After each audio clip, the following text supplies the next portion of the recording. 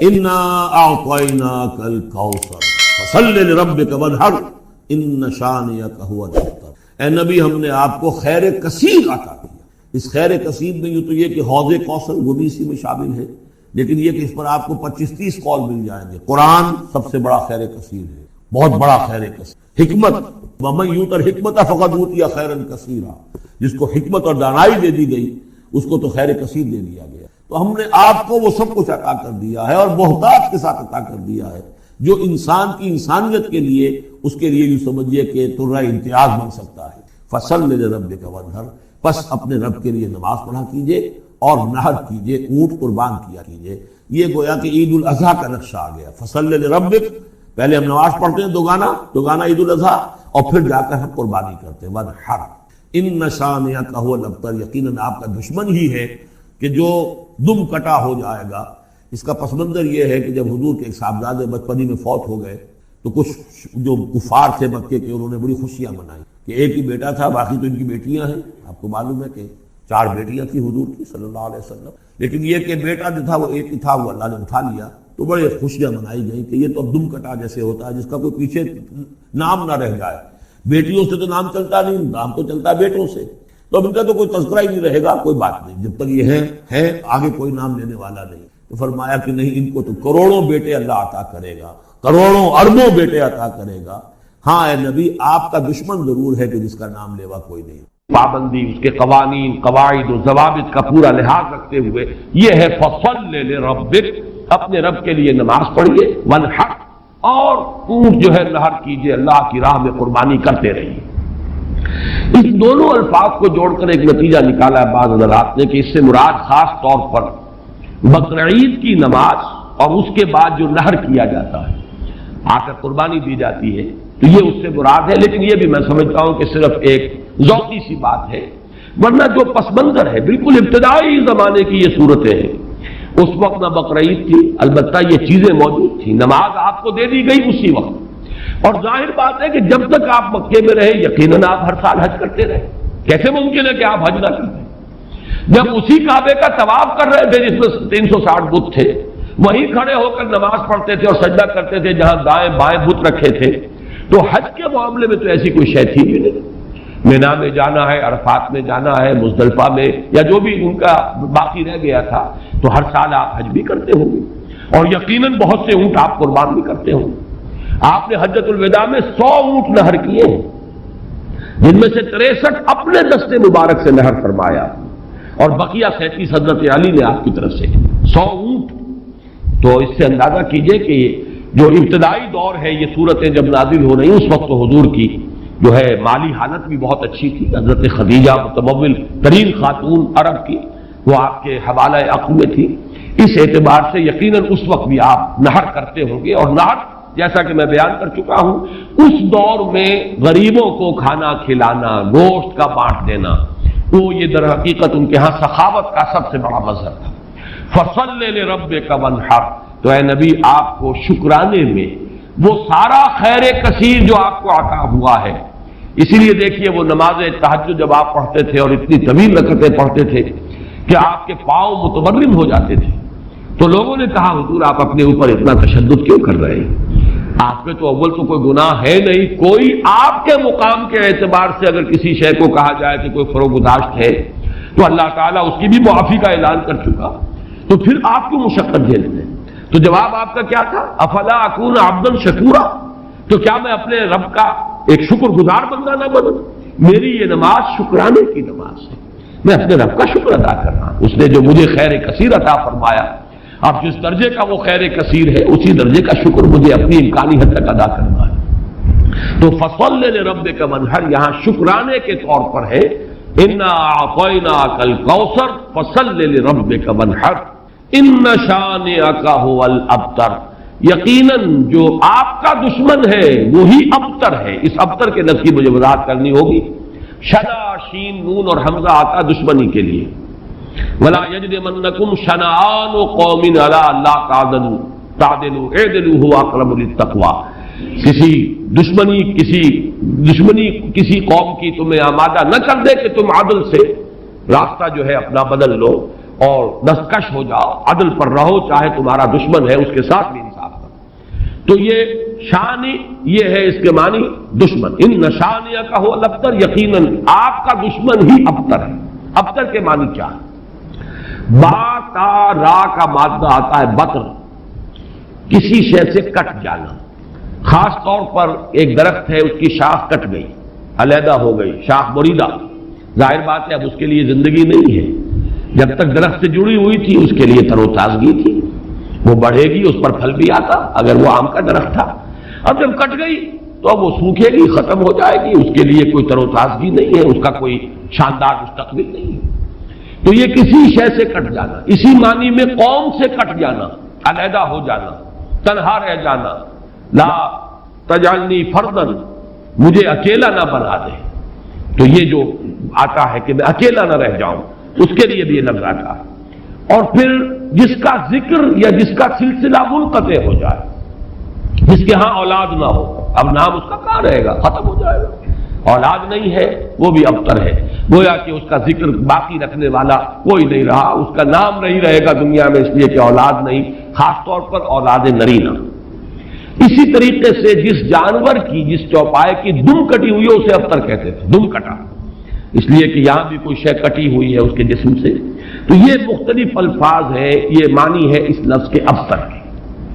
اب اس کو نوٹ کیجئے، حضور کو ابتر کہا قریش نے، کن کن معنی میں کہا اس کی تفصیل میں ابھی آپ سے سنا رہا ہوں، اور اس کا جواب دیا جا رہا ہے کہ یہ آپ کو ابتر کہہ رہے، اے نبی در حقیقت یہ ابتر ہوگی، بلکہ یہ ابتر ہے، ان شانئک ھو الابتر۔ حضور کو ابتر کس کس معنی میں کہا ہے؟ بالکل اوائل میں جبکہ حضور صلی اللہ علیہ وسلم نے اپنا پیغام شروع کیا ہے تو لوگوں نے کہا بطرا محمد منا، یہ ابن جریر کی روایت ہے، محمد ہم سے کٹ گئے،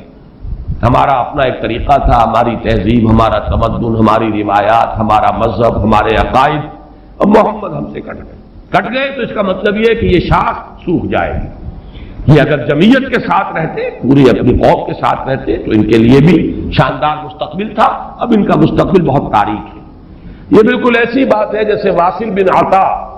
یہ شاگردوں میں سے تھا حضرت حسن بصری رحمۃ اللہ علیہ کے،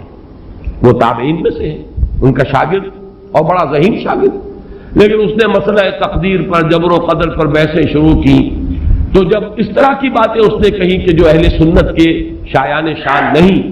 تو پھر حضرت حسن بصری نے اسے اپنے درس سے نکال دیا اور کہا کہ اعتزل عنا، یہ ہم سے علیحدہ ہو گیا، اب اس کا راستہ علیحدہ ہے، اس کا ہم سے کوئی تعلق نہیں۔ اسی اعتزل عنا سے اعتزال کا مذہب بنا ہے، اور معتزلہ کہلاتے علیحدہ ہو جانے والے لوگ۔ تو اسی طریقے سے قوم کا پہلا ریئیکشن یہ تھا حضور صلی اللہ علیہ وسلم کے بارے میں کہ بطرا محمد منا، محمد ہم سے کٹ گیا صلی اللہ علیہ وسلم۔ اسی طریقے سے ایک مرتبہ قریش کی بڑی کوئی چوپال کے اندر ان کی بڑی مجلس تھی، اور کعب بن اشرف جو ہے وہ آیا ہوا تھا، یہودی، مدینہ منورہ سے، اس وقت تک تو یثرب تھا، ابھی کہاں مدینہ منورہ، اس وقت تک تو یثرب ایک بستی تھی، اس کا نام یثرب، وہ تو حضور ہجرت فرما کر گئے تو پھر وہ مدینۃ النبی اور المدینۃ المنورہ بنا ہے۔ تو وہاں لوگوں نے کہا، حضور کا ذکر کیا، اس نے تو پوچھا ہوگا کہ سنا ہے آپ کے ہاں کوئی ہے جس نے نبوت کا دعویٰ کیا ہے، تو الفاظ نقل کیے ہیں بزار نے حضرت ابن عباس رضی اللہ تعالی عنہما سے، الا تری الی ھذا الصبی المنبتر، دیکھتے نہیں ذرا تم، الا تری، یہ وہی ارایت الذی، یہ ان کے ہاں تعجب کی بات ہوتی ہے، ذرا دیکھو تو، تعجب بھی تحقیر بھی، یہ ہمارا ایک بچہ ہے۔ اب دیکھیے بچہ کہہ رہے ہیں، حضور اس وقت 42-43 سال کے ہوں گے، لیکن ان انداز حقارت ہے، یہ تحقیر۔ پھر یہ کہ یہ لوگ ہوں گے 60 65 70 کے، یہ بڑے چودھری بیٹھے ہوئے، تو ان کے لیے تو وہ نوجوانی کی جو عمر ہے وہ 42-43 سال، وہ بھی گویا کہ بچہ ہونے کی بات ہے۔ الا تری الی ھذا الصبی المنبتر من قومہ، جو کٹ گیا اپنی قوم سے، یزعم انہ خیر منا، اور سمجھتا یہ کہ یہ ہم سے بہتر ہے، اس کا دین ہمارے دین سے بہتر، اس کا عقیدہ توحید ہمارے عقیدہ شرک سے بہتر، وَنَحْنُ أَهْلُ الْحَجِيجِ وَأَهْلُ الصَّدَانَةِ وَأَهْلُ السِّقَايَةِ، حالانکہ ہم حاجیوں کا بندوبست کرنے والی قوم ہیں، ان کی میزبانی کرتے ہیں، انہیں پانی پلاتے ہیں، یہ جب الفاظ میں پڑھ رہا تھا آج تو مجھے وہ آیت یاد آئی سورہ توبہ کی، اجعلتم سقایۃ الحاج وعمارۃ المسجد الحرام کمن آمن باللہ والیوم الآخر وجاہد فی سبیل اللہ، اللہ پر ایمان لانا، یوم آخر پر ایمان لانا اور جہاد کرنا، یہ ہے اصل اعمال۔ یہ حاجیوں کی کوئی خدمت کر لی، پانی پلا لیا، تم نے اس کو بڑی اونچی نیکی سمجھا ہوا ہے۔ تو یہ بھی منبتر اس شخص کو کہیں گے جو کٹ گیا اپنی قوم سے۔ سب سے زیادہ تلخ انداز میں جو بات کہی گئی حضور کے بارے میں، اور ابتر کا لفظ آپ کے بارے میں استعمال ہوا، اور یہ سمجھیے کہ یہ بھی دنات اور پستی کی انتہا تھی۔ حضور کے دوسرے صاحبزادے حضرت عبداللہ کا جب انتقال ہوا، یہ ذرا نافلہ تعلق کے درجے میں نوٹ کر لیجئے کہ حضور کی صاحبزادیاں اور آپ کو 2 بیٹے، 4 بیٹیاں اللہ نے حضرت خدیجہ کے بطن سے عطا فرمائیں۔ آپ کی کسی اور زوجہ سے اولاد نہیں ہوئی، صرف ایک کنیز ماریا قبطیہ کے بطن سے حضرت ابراہیم، اور وہ مدنی دور کا آخری زمانہ ہے جبکہ آپ کو وہ اللہ نے بیٹا عطا فرمایا، وہ بھی کم سنی کے اندر فوت ہو گئے، حضرت ابراہیم۔ تو یہ جو ترتیب ہے حضور کی اولاد میں، سب سے بڑے تھے قاسم، اسی لیے ابو القاسم آپ کی کلیت ہے۔ اس کے بعد حضرت زینب، اس کے بعد عبداللہ، حضرت عبداللہ حضور کے دوسرے بیٹے، اور پھر 3 بیٹیاں ام کلثوم اور فاطمہ اور رقیہ رضی اللہ تعالی عنہم وعنہن، ان سب سے اللہ تعالی راضی ہو۔ یہ آپ کی اولاد ہے۔ پہلے قاسم فوت ہو گئے تو چلیے ایک بیٹا عبداللہ ابھی آپ کے پاس تھا، جس رات ان کا بھی انتقال ہو گیا اس کے بعد چرچا ہوا محمد ابتر ہو گئے۔ چنانچہ سب سے زیادہ کمینگی کا مظاہرہ جو ہے ابو لہب نے کیا، پڑوسی تھا حضور کا۔ اب بھی آپ جاتے ہیں تو حضور کا گھر اور پھر اس کے ساتھ ہی وہ ابو لہب کا گھر جو ہے، اس کے اب تو نشان باقی رہ گئے، صرف باقی اب سب ختم ہوا، بڑے بڑے محل بن گئے ہیں ان کے آس پاس، بڑی عمارتیں بن گئی ہیں۔ ابو لہب دوڑا دوڑا گیا ہے اسی شب، ادھر انتقال ہوا ہے عبداللہ کا، اور وہ دوڑا ہوا گیا، اس نے جا کے خوشخبری دی، بطر محمد اللیلہ، آج کی رات محمد کی جڑ کٹ گئی، محمد ابتر ہو گیا صلی اللہ علیہ وسلم۔ گویا کہ خوشخبری دے رہا، یہ دنات اور پستی کی انتہا ہے۔ اس کو نوٹ کر لیجئے کہ اب آگے چل کر سورۃ اللہب اب دور نہیں رہی ہے، شاید اگلے ہی درس میں ہم 3 صورتیں پڑھیں گے، سورہ کافرون، سورہ لہب اور سورۃ النصر۔ آج جیسے 2 پڑھ رہے ہیں، پچھلے درس میں بھی 2 صورتیں پڑھی تھی، اگلے درس میں 3 صورتیں پڑھیں گے انشاءاللہ العزیز۔ بدترین انسان، ارذل الخلائق جو تھا حضور کے دشمنوں میں، وہ ابو لہب تھا، قریب ترین عزیز، حضور کا سگا چچا، لیکن یہ کہ بدترین دشمن، اور دشمن بھی دشمن میں فرق ہے۔ خدا پنج انگوش یکساں نہ کر، نہ ہر زن است و نہ ہر مرد مرد، خدا پنج انگوش یکساں نہ کر۔ آپ کے موافقین اور مومنین بھی برابر نہیں تھے، کہاں حضرت ابو بکر رضی اللہ تعالی عنہ، کہاں اس دور کے کوئی عام صحابی، پھر آپ کے دشمن بھی برابر نہیں تھے۔ تو بدترین دشمن یہ ابو لہب ہے، اور اندازہ کیجئے اس کی دنات کا کہ بطر محمد اللیلہ، آج کی رات محمد کی جڑ کٹ گئی، ابتر ہو گئے محمد، معاذ اللہ۔ یہی لفظ کہے تھے پھر عاص ابن وائل سہمی، جو آپ کے دشمنوں میں سے، مخالفین میں سے بہت بڑا چودھری تھا، ان محمد ابتر، اب تو محمد ابتر ہو گئے، ان کی جڑ کٹ گئی۔ لا ابن لہ یقوم مقامہ بعدہ، اب ان کا کوئی بیٹا رہا ہی نہیں کہ جو ان کی جگہ، ان کے مقام پر، ان کی جگہ پر کھڑا ہو، جانشین بنے، ان کے مشن کو آگے لے کر چلے۔ فَإِذَا مَاتَ انقطع ذِكْرَهُ، جب محمد فوت ہو جائیں گے تو ان کا ذکر بھی منقطع ہو جائے گا۔ یہ وہ ابتر کا مفہوم جس کا کہ تقابل ہم کریں گے، اِنَّا وَرَفَعْنَا لَكَ ذِكْرَكَ، وہ کہہ رہے تھے کہ ذکر منقطع ہو جائے گا، اور سورۃ الانشراح میں اللہ کی طرف سے نوید آئی، وَرَفَعْنَا لَكَ ذِكْرَكَ، ہم نے تو آپ کا ذکر بہت بلند کر دیا۔ تو یہ ہے اِنَّ شَانِئَكَ هُوَ الْأَبْتَرُ، اے نبی آپ ابتر نہیں ہوں گے، آپ کو تو ہم نے خیر کثیر عطا فرمایا، آپ کا ذکر بلند کیا، آپ کی مانوی اولاد، آپ کی امت، کتنے بڑے بڑے اولیاء اللہ، صوفیاء، اہل اللہ، اتقیاء، صلحاء، مجددین، علماء، جن کے بارے میں علماء امتی کا انبیاء بنی اسرائیل، وہ سب آپ کی مانوی اولاد۔ پھر آپ کی صاحبزادی حضرت فاطمہ سے جو اولاد چلے گی، اس کا جو مقام و مرتبہ دنیا میں ہوگا، تو آپ ابتر نہیں ہیں معاذ اللہ۔ جیسے سورہ نون کے شروع میں فرمایا، نون والقلم وما یسطرون ما انت بنعمت ربک بمجنون، اور کچھ ہی دنوں کے بعد دیکھ لیں گے کہ کون مجنون تھا، محمد مجنون تھے معاذ اللہ، یا ابو جہل مجنون تھا اور پاگل ہو گیا تھا، اس کی مت ماری گئی تھی۔ فَسَتَنظُرُ وَيَنظُرُونَ بِأَيِّكُمُ الْمَفْتُونُ، یہ میں بھول رہا ہوں آیت، آپ بھی دیکھ لیں گے اور یہ بھی دیکھ لیں گے کہ کون تھا جو کہ بچل گیا تھا اور جس کی مت ماری گئی تھی۔ اسی طرح یہاں فرمایا اِنَّ شَانِئَكَ هُوَ الْأَبْتَرُ۔ درس تو مکمل ہوا، اب ذرا بعض زمینیں ہیں ان کو چونکہ آئندہ کے درس سے بھی تعلق ہے، اور جیسے میں نے مولانا فراہی رحمۃ اللہ علیہ کے بارے میں اپنے پچھلے درس میں کچھ عرض کیا تھا کہ اگرچہ ان کا بہت اونچا مقام ہے میری نگاہ میں، لیکن وہ سائنٹیفک ریشنلزم سر سید کی صحبت کی وجہ سے اور ان کے زیر اثر آنے کی وجہ سے کسی نہ کسی درجے میں متاثر ہو گئے تھے، جو سورہ فیل میں انہوں نے تمام جو مفسرین اور تمام معصور جو تفسیر ہے اس کو چھوڑ کر ایک علیحدہ رائے اختیار کی۔ اسی طرح چند باتیں آج میں عرض کرنا چاہتا ہوں۔ ایک تو یہ جو صورتیں اس وقت ہم پڑھ رہے ہیں،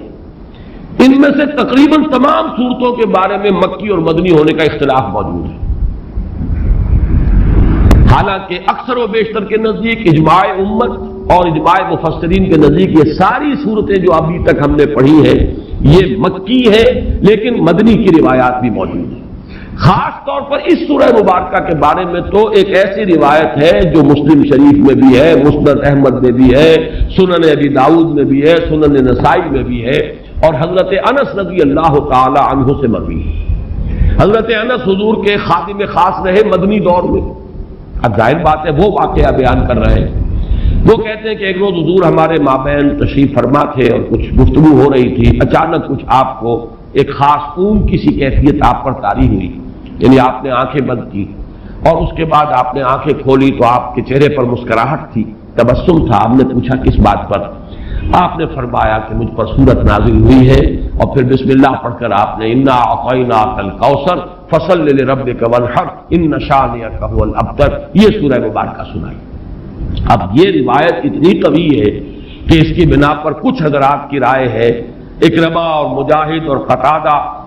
اور اس کو امام مسلم نے بھی تسلیم کیا، اور الاتقان میں امام سیوطی نے بھی اسے مدنی صورت قرار دیا، جبکہ حضرت ابن مردویہ سے یہ مروی ہے کہ ابن عباس، عائشہ اور ابن زبیر رضی اللہ تعالی عنہم یہ سب کے سب اسے مکی قرار دیتے ہیں، اور جمہور مفسرین نے اسے مکی قرار دیا ہے۔ میں نے خاص طور پر آج بات اس لیے بیان کی ہے کہ ان چھوٹی صورتوں کے بارے میں اکثر و بیشتر کے بارے میں اختلاف ہے، نمبر ایک۔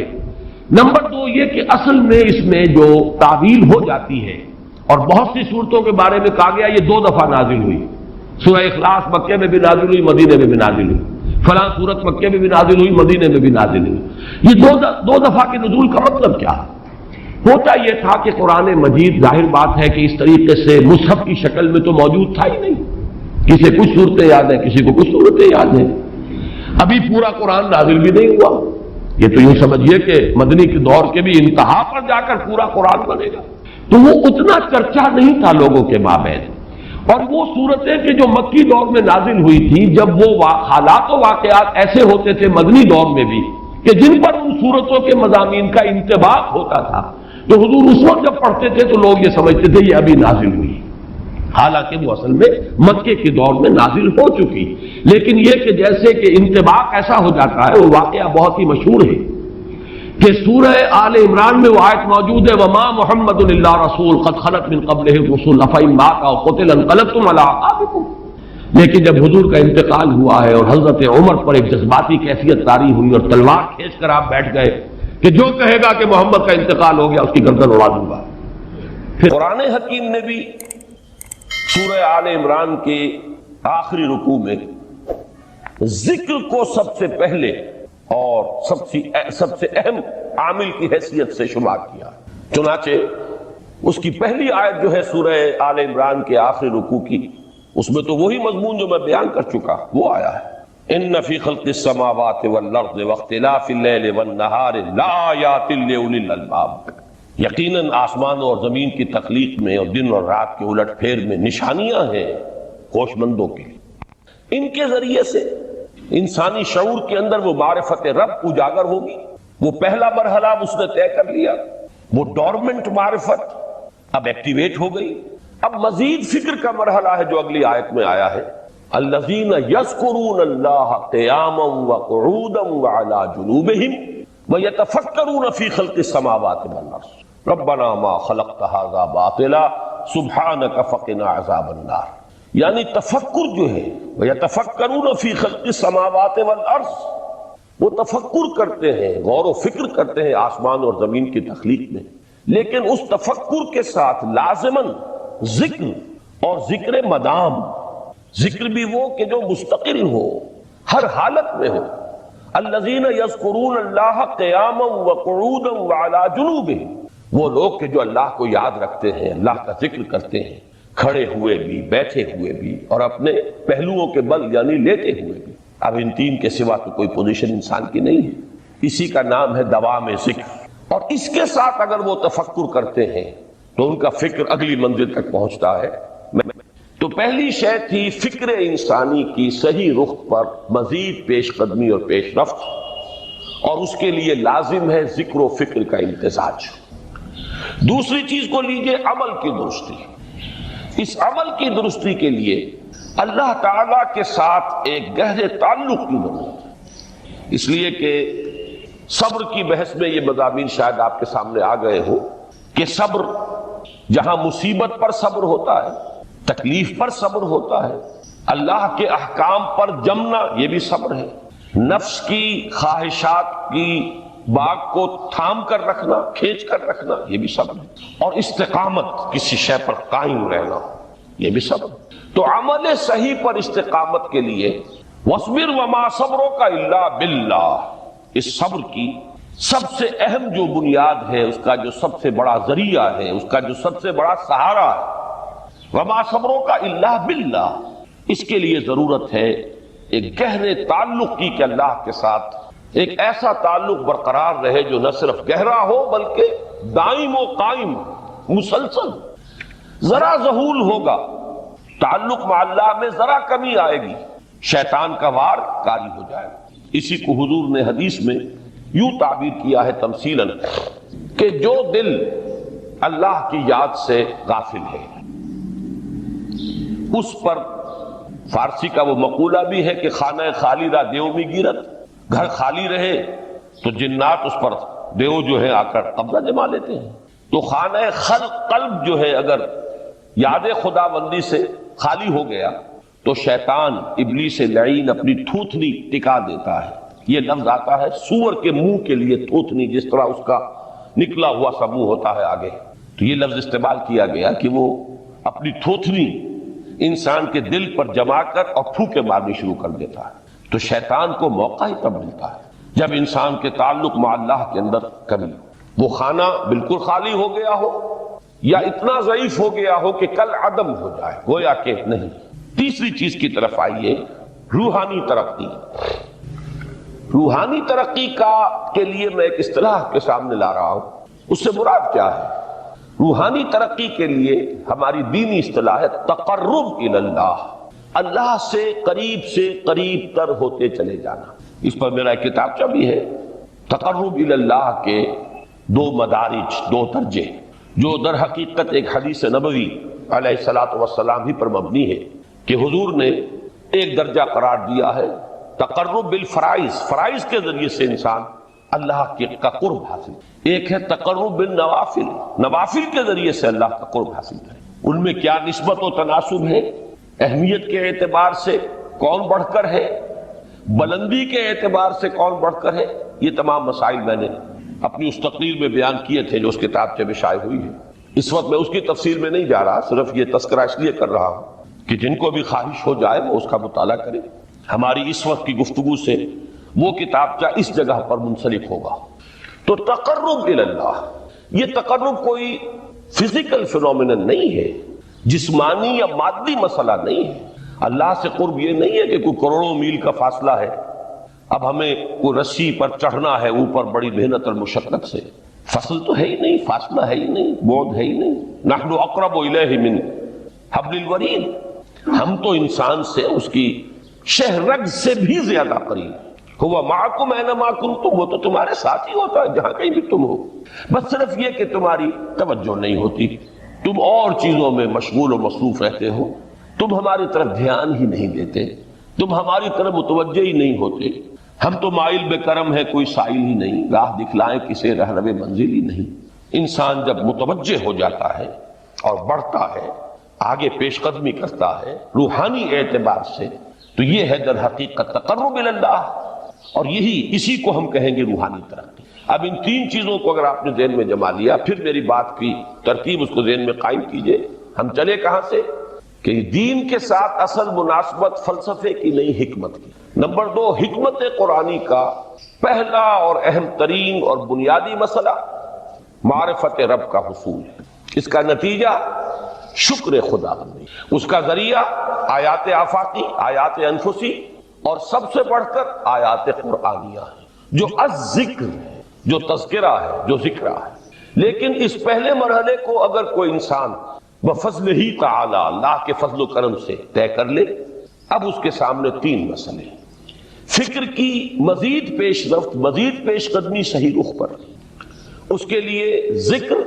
اور فکر دونوں کا امتزاج لازمی۔ فقر قرآن اختلاط ذکر و فکر۔ الذین یذکرون اللہ قیاما وقعودا وعلی جنوبہم ویتفکرون فی خلق السماوات والارض۔ دوسری شے عمل کا درست رہنا، نہ افراط و تفریط ہو، عدم توازن ہو، نہ انسان نفس سے مغلوب ہو جائے، نہ انسان جذبات کی رو میں اندھا ہو جائے، نہ انسان ماحول سے مروب ہو کر متاثر ہو، صحیح رخ پر اس کا عمل۔ نمبر 3، روحانی ترقی، جو اصل حاصل ہے، جو اصل مقصود ہے۔ نمبر 2 چیز کے لیے تعلق مع اللہ ضروری، نمبر 3 کے لیے تقرب الی اللہ ضروری۔ اب غور کیجئے، ان تینوں چیزوں کا بڑا گہرا تعلق ہے نماز کے ساتھ۔ ان تینوں کے لیے ستون کی حیثیت نماز کو ہے۔ لہذا ایمان کے بعد یا معرفت رب کے بعد حکمت دین کا اہم ترین مسئلہ نماز، صلاۃ، اس لیے کہ ایک طرف یہ انسان کو اللہ کے ساتھ ایک گہرے تعلق کا ذریعہ فراہم کرتی ہے۔ اپنے تمام مصروفیات میں سے، ان مشغولیتوں میں جن میں گم ہونے کا خدشہ ہوتا ہے، نکلو۔ 24 گھنٹے کے معمولات میں سے کم 5 مرتبہ تو لازماً نکلو، اور اپنے آپ کو ذرا، اپنے حواس کو بھی، اپنی باطنی کیفیات کو بھی ذرا تازہ کرو۔ اگر کوئی گندگی، نجاست، کسی طرح کی ناپاکی کا کوئی معاملہ ہے، طہارت حاصل کرو۔ طہارت سے تمہارے اندر روح کو بھی بالیدگی ہوگی، تمہارے حواس بھی تازہ ہوں گے، تم گویا کہ بحیثیت کل تمہاری ہستی چاق و چوبند ہو جائے گی۔ وہ کسل، وہ سستیاں، وہ جو ایک کثافتیں ہوتی ہیں، ان سب سے نجات حاصل کرو، اور اب اپنے رب کے حضور میں کھڑے ہو جاؤ، اس کے ساتھ اپنا عہد بھی تازہ کرو، اس کی اہم صفات کو بھی اپنے ذہن میں پھر مستحضر کرو۔ یہی وجہ ہے، دیکھیے میں نے جو آیات آپ کو شروع میں سنائی تھی، سورہ لقمان کی 2 آیتیں، پہلی آیت میں اس کا ترجمہ کر چکا، دوسری آیت وَلَقَدْ وَإِذْ قَالَ لُقْمَانُ لِابْنِهِ وَهُوَ يَعِظُهُ يَا بُنَيَّ لَا تُشْرِكْ بِاللَّهِ إِنَّ الشِّرْكَ لَظُلْمٌ عَظِيمٌ۔ اس کے بعد درمیان میں کچھ مضمون آ کر پھر وہ آیہ مبارکہ آئی، یا بنی اقم الصلاۃ وامر بالمعروف وانہ عن المنکر واصبر علی ما اصابک۔ گویا کہ اہم ترین چیز، بنیادی ترین چیز، اللہ کو محض پہچان لینا کافی نہیں ہے، یاد رکھنا ضروری ہے۔ اللہ یاد رہے گا تو فکر صحیح آگے بڑھے گا، اللہ یاد رہے گا اور اس کے ساتھ ایک گہرا تعلق جو ہے برقرار رہے گا تو عمل درست رہے گا۔ بالکل یہی بات سورہ طٰہٰ میں جو پہلی وحی حضرت موسیٰ علیہ السلام پر ہوئی، اور پہلا مخاطبہ ہے، چونکہ حضرت موسیٰ کو یہ انبیاء کرام کے مقدس گروہ میں ایک امتیازی حیثیت حاصل ہے کہ ان سے براہ راست گفتگو ہوئی ہے، اگرچہ صرف ایک پردہ تھا، اوٹ من ورائے حجاب گفتگو ہوئی ہے، لیکن یہ کہ کوئی فرشتے کا درمیانی جو ہے وہ لنک نہیں تھا، براہ راست اللہ تعالیٰ نے حضرت موسیٰ علیہ السلام سے کلام فرمایا۔ کلم اللہ موسیٰ تکلیما، موسیٰ سے تو اللہ نے کلام فرمایا جیسے کہ کلام کیا جاتا ہے۔ تو پہلا مخاطبہ ہے، یہ پہلا مکالمہ ہے، پہلی وحی کہیے، اسی میں یہ الفاظ بھی موجود ہیں، اننی انا اللہ لا الہ الا انا فاعبدنی واقم الصلاۃ لذکری۔ یہ گویا کہ حکمت قرآنی کا ایک بہت بڑا خزانہ ہے یہ آیت مبارکہ، کہ خود حضرت موسیٰ علیہ السلام کو جو ہدایت دی جا رہی ہے، میں ہوں، میں اللہ، اننی انا اللہ لا الہ الا انا، میرے سوا کوئی معبود نہیں، فاعبدنی، بس میری بندگی، میری عبادت، میری پرستش، میری محبت، اس کو اختیار کرو۔ وَأَقِمِ الصَّلَاةَ لِذِكْرِي، اور نماز کو قائم رکھو میری یاد کے لیے۔ بلکہ اسی سلسلہ کلام میں آگے چل کر سورہ طٰہٰ میں آتا ہے، کافی گفت و شنید کے بعد جب حضرت موسیٰ نے کچھ معذرت بھی کی، کچھ دعائیں بھی کی، اللہ نے ایک دعا قبول بھی کی کہ ان کے بھائی کو بھی شریک کر دیا، حضرت ہارون کو بھی۔ اس کے بعد پھر جب فرمایا کہ اب جاؤ فرعون کی طرف، تو اس میں فرمایا وَلَا تَنِيَا فِي ذِكْرِي، اور دیکھنا یہ جو عظیم مشن تمہارے کندھے پر آ گیا ہے، بڑا بھاری اور کٹھن ایک فرض ہے جو تم پر عائد ہو گیا ہے، اس کے لیے سب سے بڑی تمہارے پاس جو قوت کا ذریعہ ہے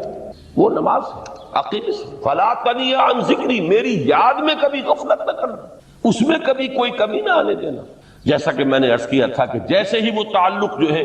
کمزور پڑتا ہے یا منقطع ہو جائے معاذ اللہ، تو پھر انسان گویا کہ شیطان کے لیے ایک لقمہ تر بن جاتا ہے۔ اب آپ غور کیجئے، تیسری شے تقرب الی اللہ،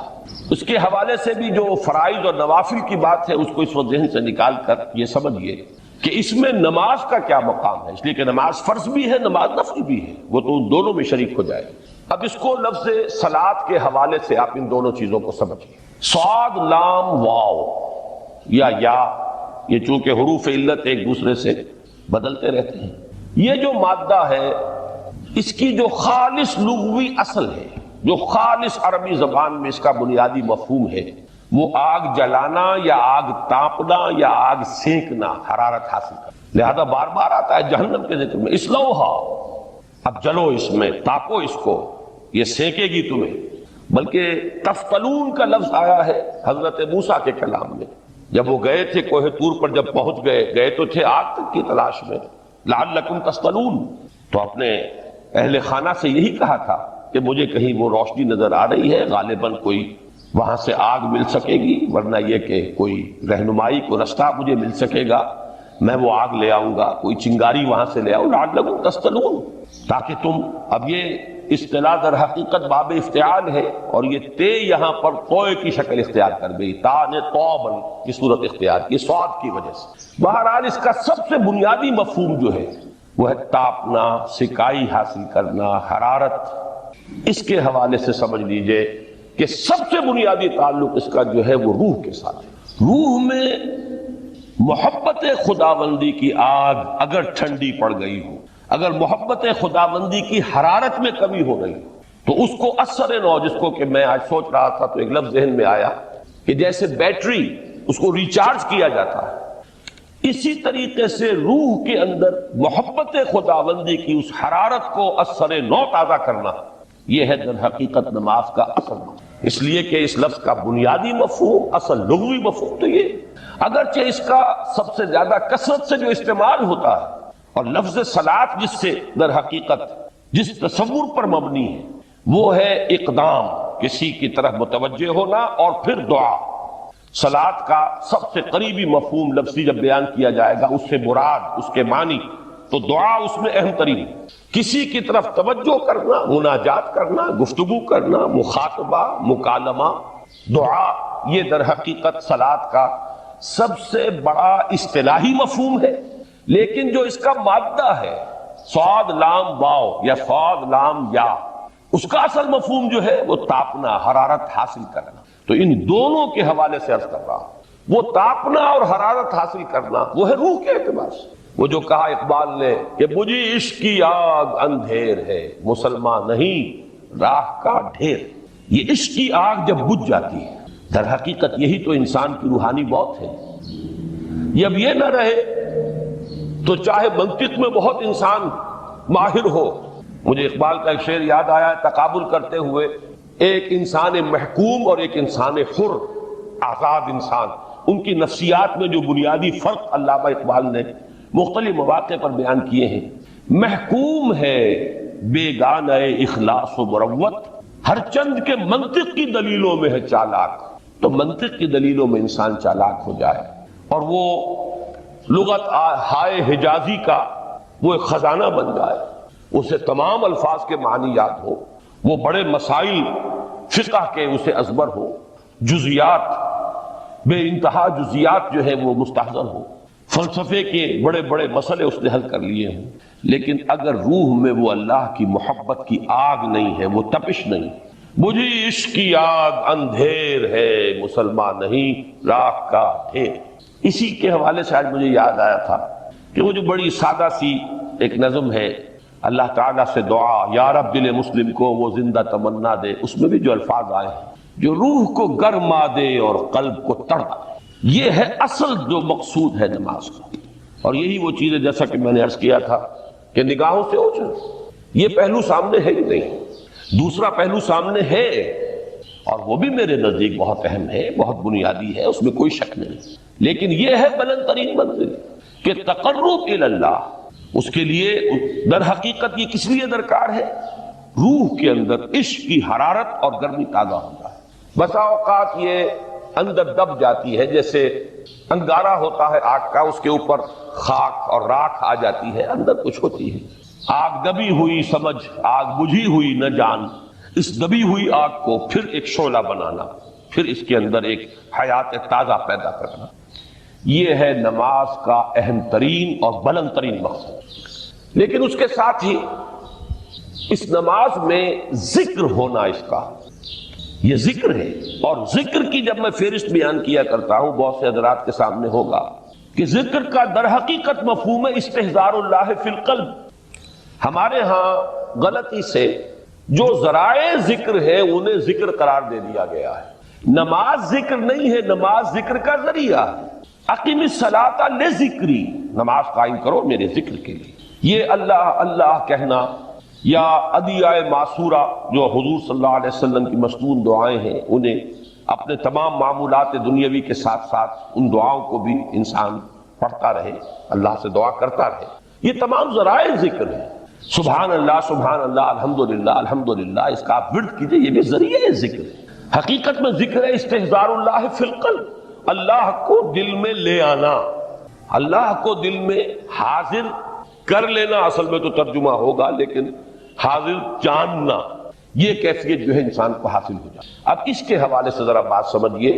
کہ ایک تو میں عرض کر چکا ہوں مجسم ذکر تو قرآن ہے، لہذا ذکر کی فہرست جب آپ کریں گے ذرائع ذکر تو ان میں سب سے پہلے قرآن آئے گا، اس لیے کہ وہ ہماری حکمت کے پہلے مسئلے کو حل کر رہا ہے، بنیادی مسئلہ، اہم ترین مسئلہ۔ دوسرے نمبر پر ذکر جو ہے، اب اس کے لیے کچھ اصطلاحات جو میرے مختلف دروس میں شاید آپ کے سامنے بعد میں آئیں یا پہلی آ چکی ہوں، ان کے حوالے سے میری بات سمجھیے۔ ایک ذکر غیابی ہے، تھرڈ پرسن میں،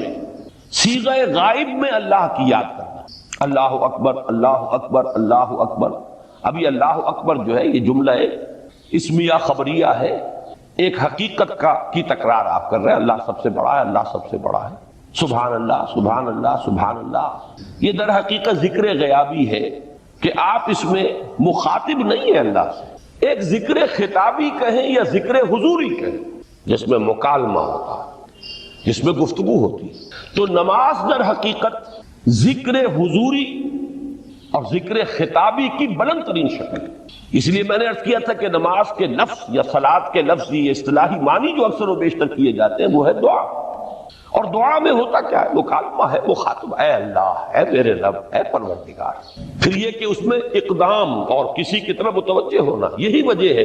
کہ افتتاح صلاۃ، نماز کو شروع کرنے کے لیے ایک تو وہ الفاظ جو قرآن مجید میں آئے ہیں، انی وجہت وجہی للذی فطر السماوات والارض حنیفا وما انا من المشرکین، یہ ہے توجہ کا ارتکاز، بشرطے کہ یہ صرف الفاظ ہی نہ نکل رہے ہوں، واقعتاً یہ تعبیر ہو اس وقت کی انسان کی نفسیاتی کیفیت کی، کہ شعوری طور پر وہ فیصلہ کرتا ہے کہ اب میں منقطع ہو رہا ہوں، ہر چہار طرف سے اپنی توجہ کو ہٹا کر، ہر مسئلے سے اپنے آپ کو خالی و ذہن کر کے، یعنی ظاہری اور باطنی دونوں اعتبار سے میں اپنی توجہ کا ارتکاز کر رہا ہوں اس ذات کی طرف جس نے آسمانوں اور زمین کو پیدا کیا، اور بالکل یکسو ہو کر رہا. انی وجہت وجہی للذی فطر السماوات والارض حنیفا وما انا من المشرکین. اور دوسری وہ جو دعا جس سے ہم افتتاح کرتے ہیں اپنی نماز کا، دیکھیں اس میں خطاب کا کس قدر اہتمام. وہاں سبحان اللہ نہیں ہے، سبحانک اللہم، پاک